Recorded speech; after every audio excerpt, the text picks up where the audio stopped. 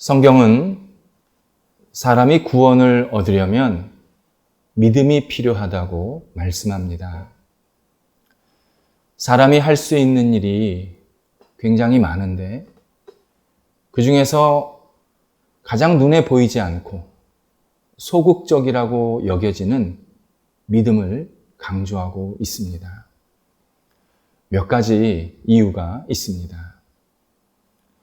먼저 하나님을 믿는 것이 쉽지 않기 때문입니다. 사람은 의심과 불신에 매우 익숙한 존재입니다. 내가 불신을 하면서 왜 불신하는지 그 이유를 여러 가지로 말하기도 하는 존재입니다.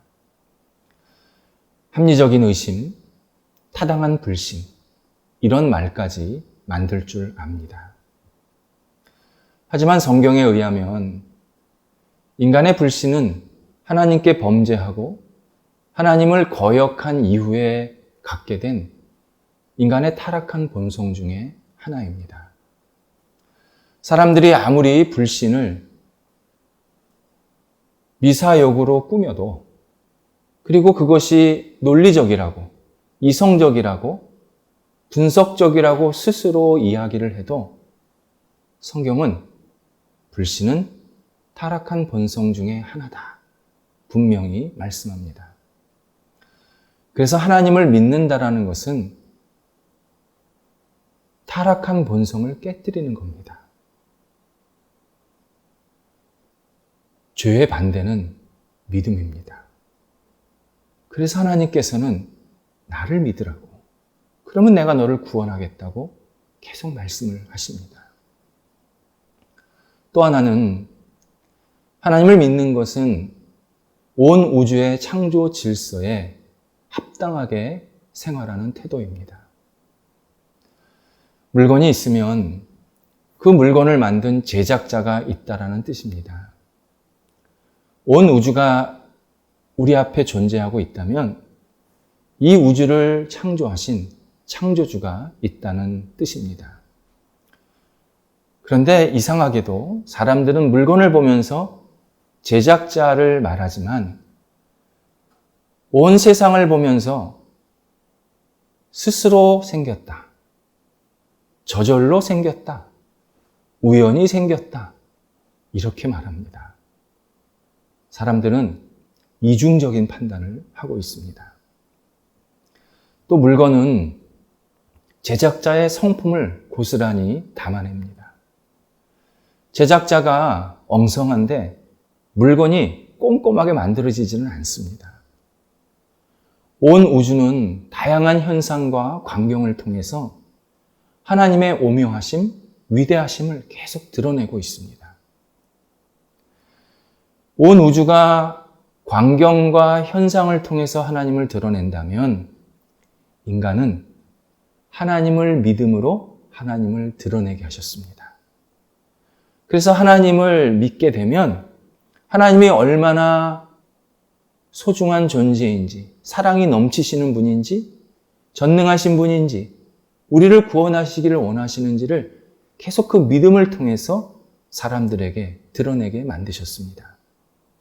그래서 우리가 하나님을 믿는다라는 것은 하나님께서 만드신 창조 질서에 부합하게 사는 모습입니다. 또 하나는 하나님을 믿음이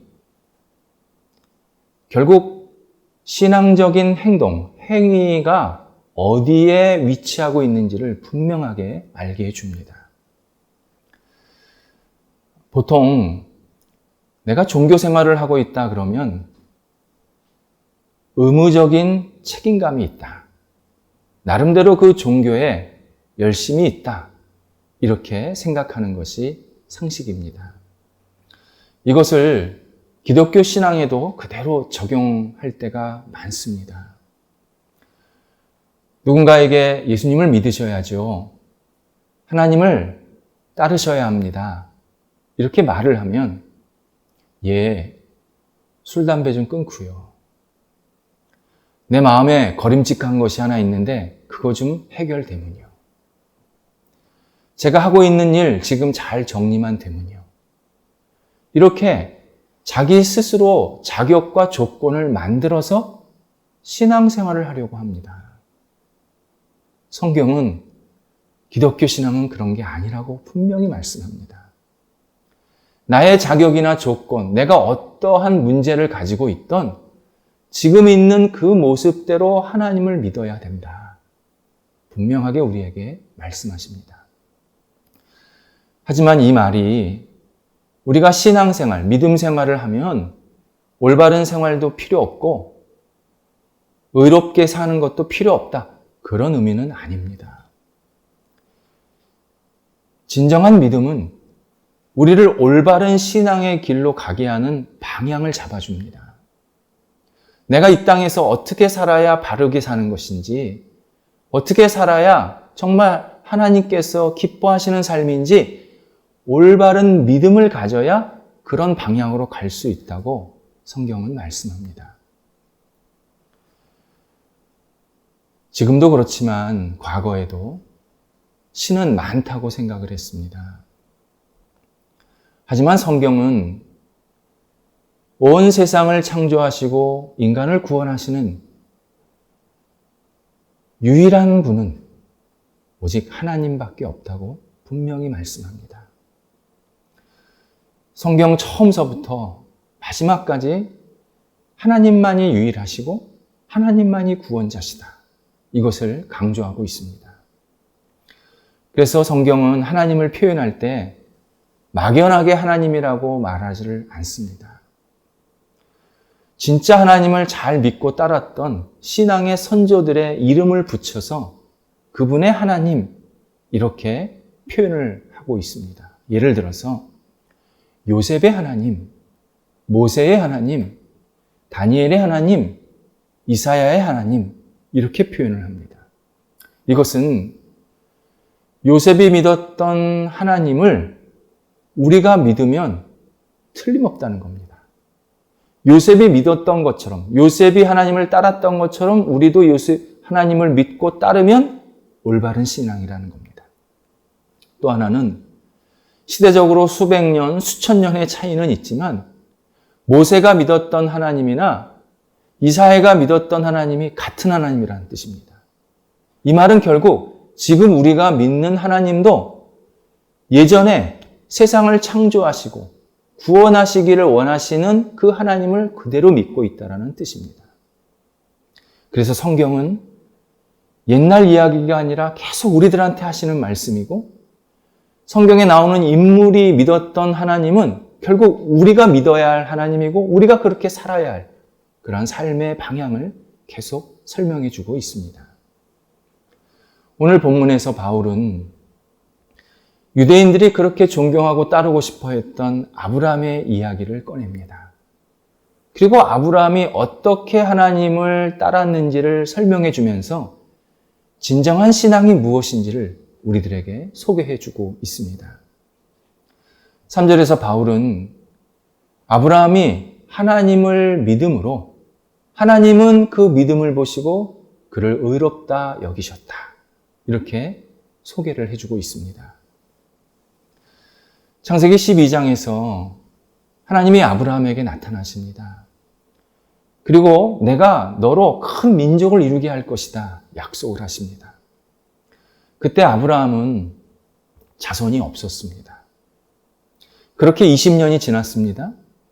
하지만 계속해서 상속자는 없었고 앞으로도 후손이 나타날 가능성은 희박했습니다. 그런데 다시 15장에서 하나님께서 아브라함에게 나타나십니다. 그리고는 하늘을 가리키면서 저 많은 별들처럼 내 자손이 광대해질 것이다. 넘쳐날 것이다. 또 약속해 주십니다. 아브라함의 입장에서는 하나님께 항변할 수 있었습니다. 하나님이 그렇게 약속하신 지 20년이 지났습니다. 근데 제게는 아직 상속자 없습니다. 제 나이 100세가 다 돼갑니다. 더욱이 지금 저는 떠돌이 생활하고 있습니다. 안정된 거처가 없습니다. 지금 이 나이에 후손이 많이 생긴다는 것도 쉽지 않지만 생겨도 우리가 어디서 삽니까? 저 혼자 떠돌이 생활하는 것도 힘든데 그 많은 후손들이 도대체 어디서 살려는 겁니까? 이렇게 하나님께 대꾸할 수 있었습니다. 하지만 아브라함은 창세기 15장 6절에서 하나님을 믿었다. 그냥 믿었다. 진실하게 믿었다. 그리고 하나님은 그의 믿음을 보시고 그를 의롭다 여기셨다. 이렇게 말씀하십니다. 우리가 신앙생활을 하다 보면 하나님께 기도하면서 하나님께 받은 약속이 생길 수가 있습니다. 이 약속이 1년, 2년이 지나도 이루어지지 않습니다. 어떤 경우는 평생을 그 약속이 이루어지기를 기다렸는데 이루어지지 않을 때도 있습니다. 그때 하나님을 다시 믿으시기를 바랍니다. 내가 받은 약속이 하나님께서 주신 것이 맞다면 그 어느 것도 쳐다보지 마시고 하나님을 믿어야 합니다. 하나님은 믿는 자에게 바로 다음 날서부터 하나님의 뜻을 이루어 주시기도 하고 또 내가 세상을 떠났지만 우리 후손에게 약속하신 것을 이루어 주시기도 합니다. 중요한 것은 하나님을 믿는 사람에게는 하나님이 결코 실망시키지 않습니다.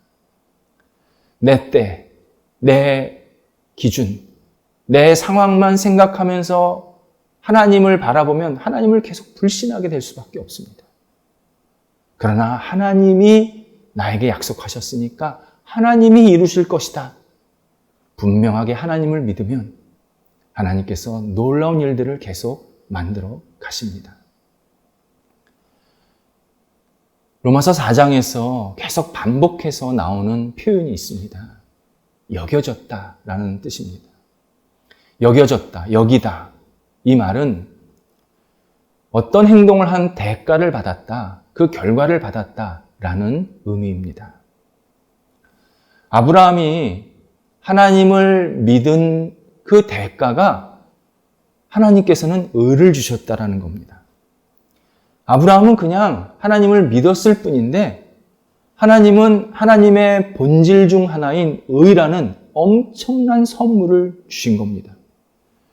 이건 매우 불균형한 거래입니다. 하나님께서 우리에게 구원을 주시고 우리를 의롭다고 하실 때 그 거래는 언제나 불균형합니다. 우리는 자그마한 믿음을 하나 드렸을 뿐인데, 자그마한 믿음을 보여드렸을 뿐인데 하나님은 내가 드린 믿음보다 훨씬 엄청난 결과들을 계속 우리한테 부어주십니다. 그게 하나님의 마음입니다. 바울이 5절에서 이런 사실을 더 풀어서 설명해 주고 있습니다. 아브라함이 하나님을 믿어서 의롭게 됐다고 하는데 그것을 뭐라고 표현하고 있냐면 일하지 않았는데 의롭다함을 받았다. 그렇게 표현합니다. 우리는 작은 일을 하면 작은 결과를 받습니다. 내가 큰 일을 했다 그러면 큰 보상을 받습니다. 그게 우리의 생각입니다. 근데 아브라함은 일하지 않았는데 적당한 행동을 하지 않았는데 하나님께서는 그에게 의를 선물로 주셨다고 이야기하십니다.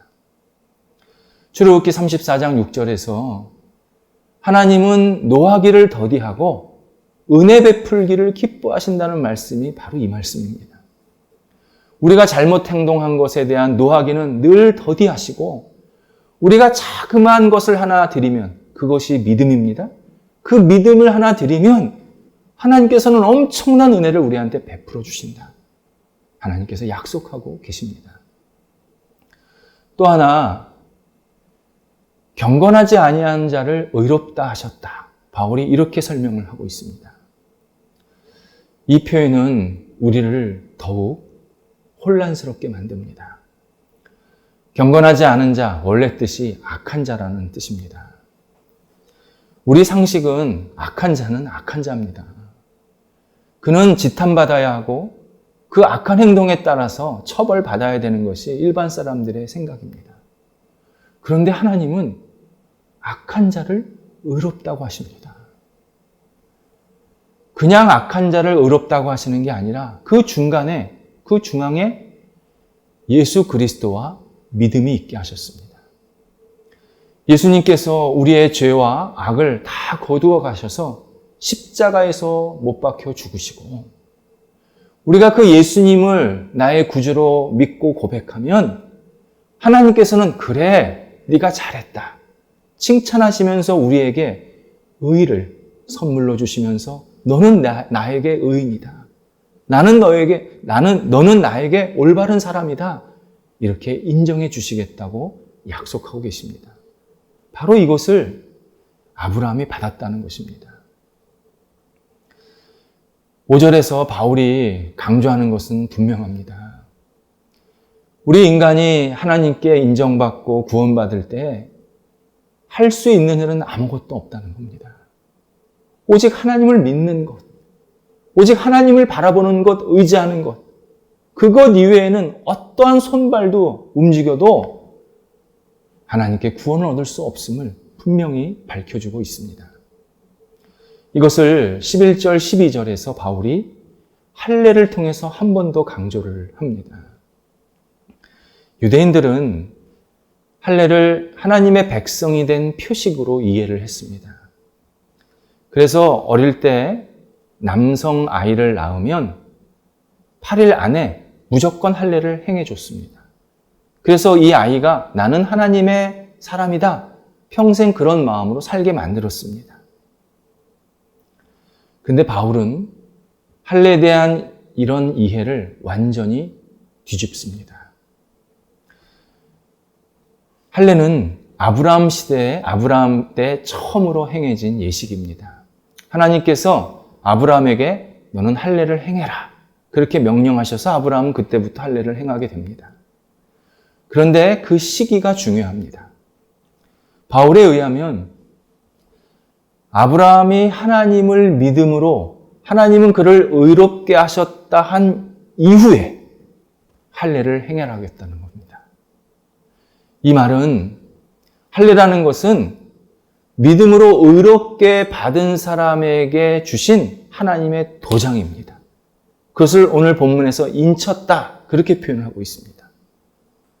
누구든지 내가 어떤 행동을 해서 어떤 선한 일을 해서 좋은 일을 해서 하나님의 자녀가 되고 하나님께서 인정하시는 게 아니라 하나님을 믿으면 하나님이 그를 의롭다고 인정하시겠다고 도장을 찍어주셨다는 겁니다.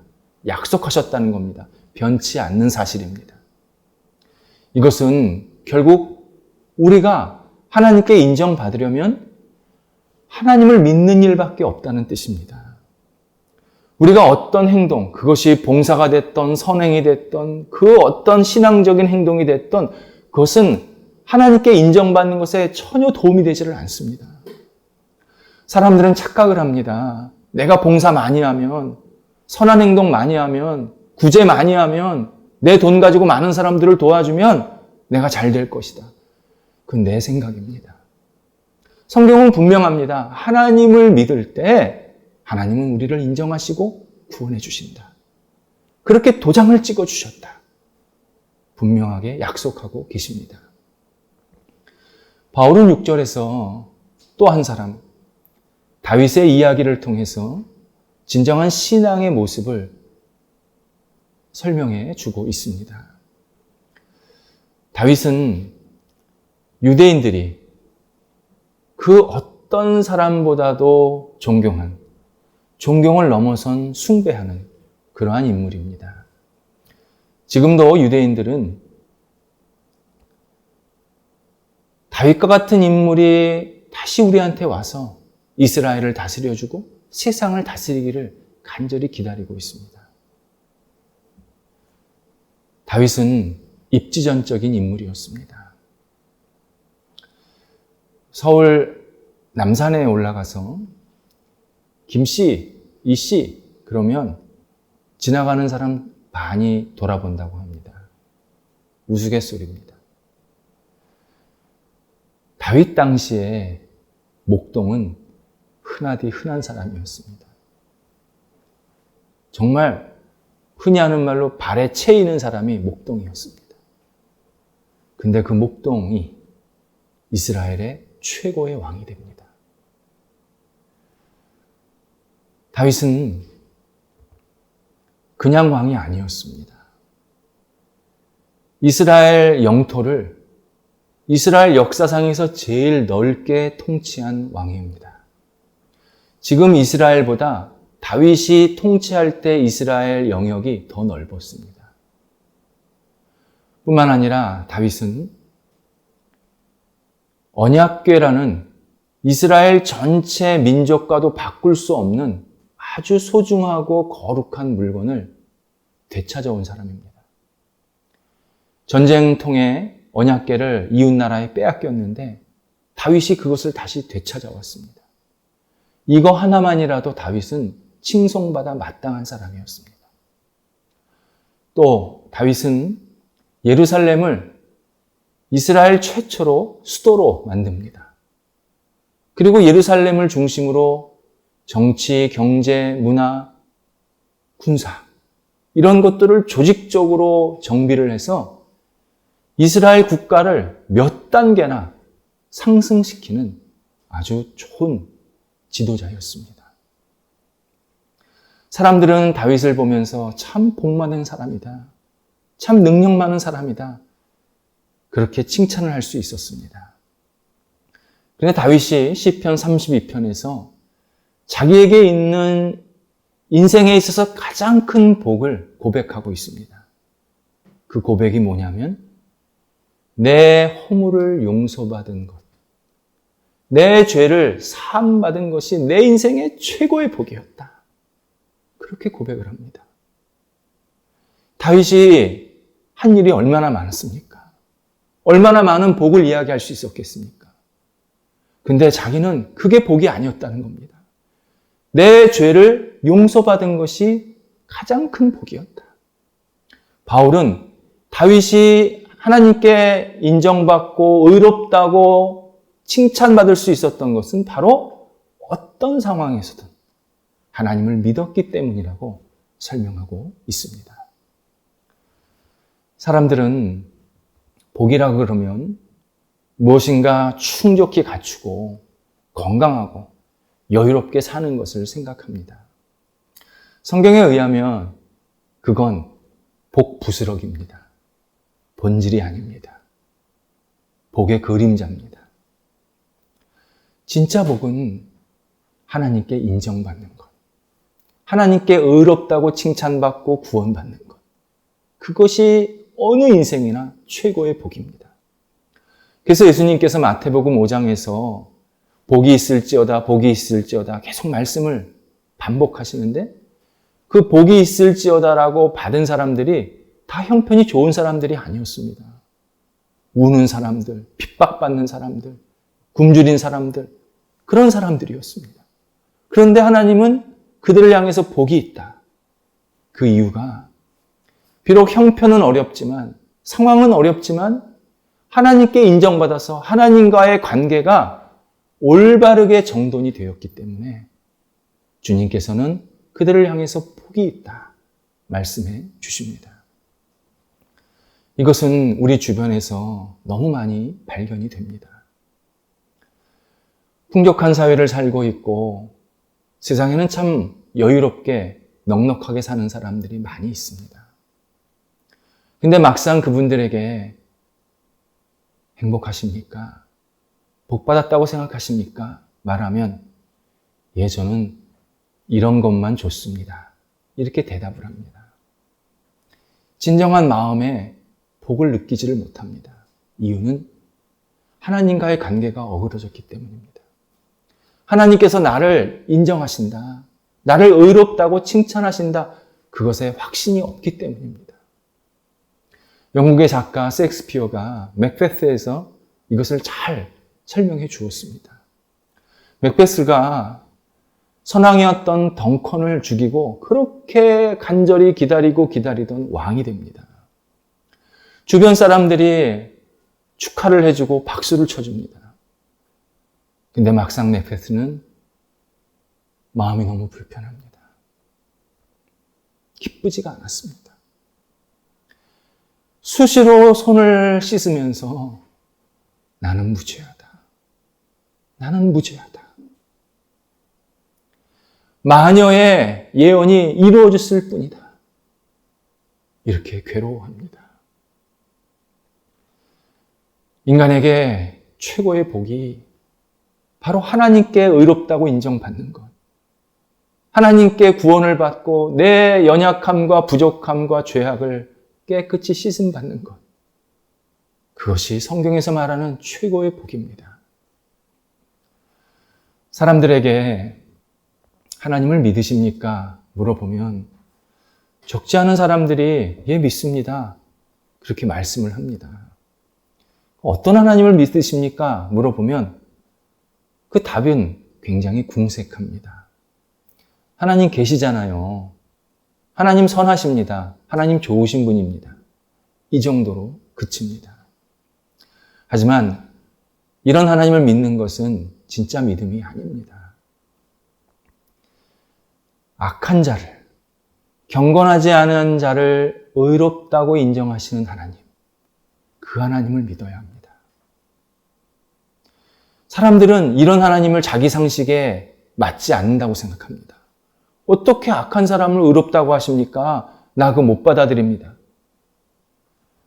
그것은 하나님에 대한 신뢰와 믿음이 없는 것입니다. 우리가 믿어야 할 하나님은 내가 아무리 부끄러운 죄가 있더라도, 아무리 못난 모습이 있더라도 예수 그리스도를 믿으면 나를 하나님께서 의롭다고 인정하시는, 완전히 역전시켜 주시는 그 하나님을 우리가 믿어야 합니다. 현대인들은 천국과 지옥에 대해서 여러 가지 견해를 가지고 있습니다. 천국과 지옥이 어디 있습니까? 괜한 말로 사람들 현혹시키지 마세요.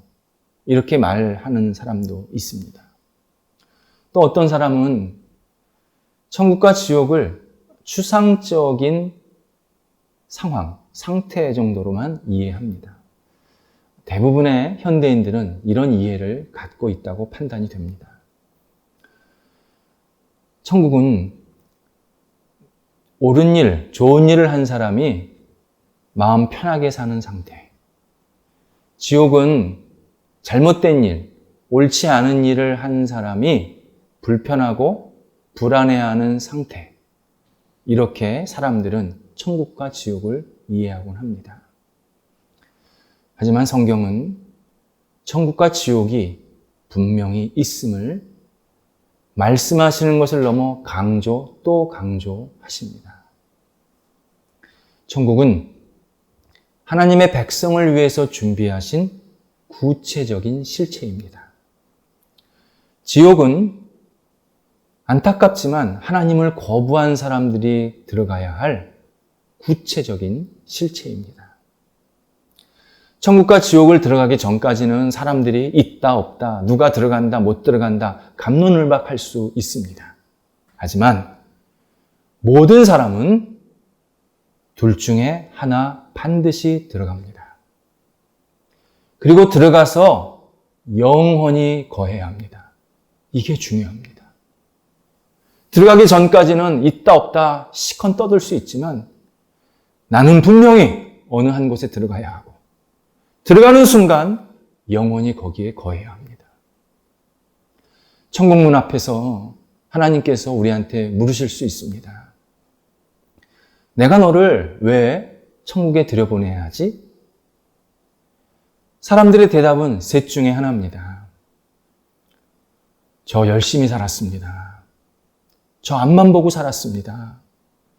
저 다른 사람에게 해악되는 일을 하지 않았습니다. 저 착한 일 많이 했습니다. 선하게 살려고 노력했습니다. 저 같은 사람이 천국에 못 들어가면 세상에 들어갈 수 있는 사람 없을 겁니다. 이 사람에게는 천국 문이 열리지 않습니다.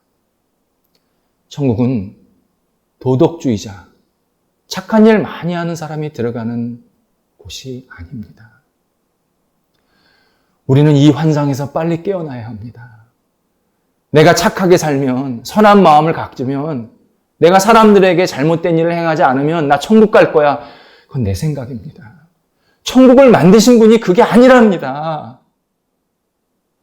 이 환상에서 빨리 벗어나야 합니다. 또 한 사람은 하나님을 믿었습니다.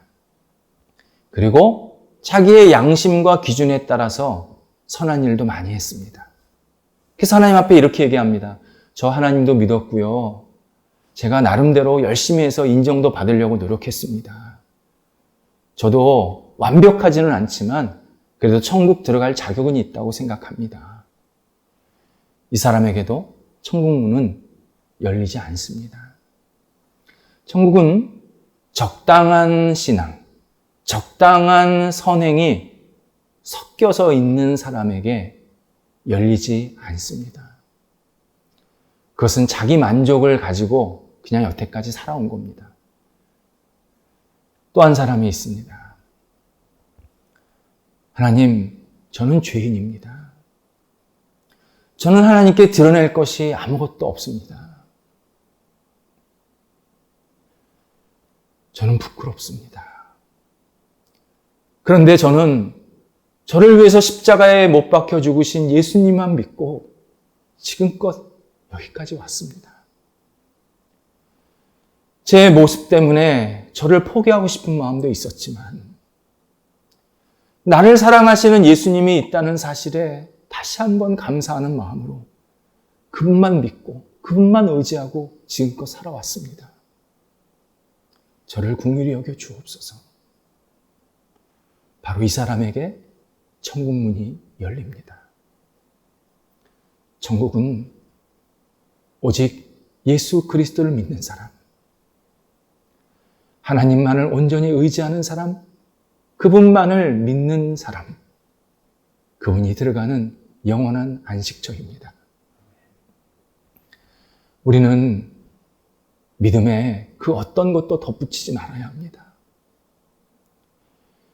믿음이 부족하다고요? 믿음 가지고 안 되는 것 같아.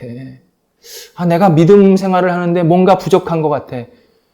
그 말은 내가 진짜 제대로 믿지 않는다는 뜻입니다. 사람들은 믿음을 적당히 만들어 놓고는 계속 봉사, 선행, 구제, 엉뚱한 것을 붙여가지고는 인정받으려고 합니다. 하나님 그거 인정하지 않으십니다. 하나입니다. 믿음입니다. 믿음입니다. 하나님만 믿어야 합니다. 내가 어떤 상황에 있던, 어떤 형편에 있던, 어떤 문제점이 있던 오직 하나님 한 분만을 믿어야 합니다. 그분이 내 삶을 변화시키십니다. 그분이 내 삶을 살리십니다. 믿음밖에 없습니다. 믿음 위에 그 어떤 것도 덧붙이는 순간 구원은 나한테 오지 않습니다. 기억하시기 바랍니다. 천국 가는 신앙은 오직 예수 그리스도만을 믿는 믿음, 오직 하나님만을 온전히 붙잡는 믿음, 그 믿음이 우리를 영원히 주님의 품 안에 거하게 만드실 것입니다. 기도하겠습니다. 하나님, 저희들이 부족하지만 다시 하나님께 우리의 마음을 맞춥니다. 하나님을 믿는 믿음 위에 그 어떤 것도 덧붙이지 않기 원합니다. 하나님, 내 만족으로, 내 생각으로, 내 기준으로, 내 상식으로 신앙생활하지 않기 원합니다. 주님, 저희들을 붙잡아 주셔서 오직 믿음으로 서게 하여 주옵소서. 저의 형편, 자격, 부끄러움 주님 앞에 다 내어 맡기게 하시고 오직 하나님만을 믿고 날마다 일어서는 저희 모두가 될 수 있도록 인도하여 주시옵소서. 그래야 이 시간 예배드리는 우리 모두가 하나님의 천국잔치에 함께 참여해서 기쁨의 교제를 나누는 복된 사람들이 되도록 역사하여 주시옵소서. 예수님의 이름으로 기도드립니다. 아멘.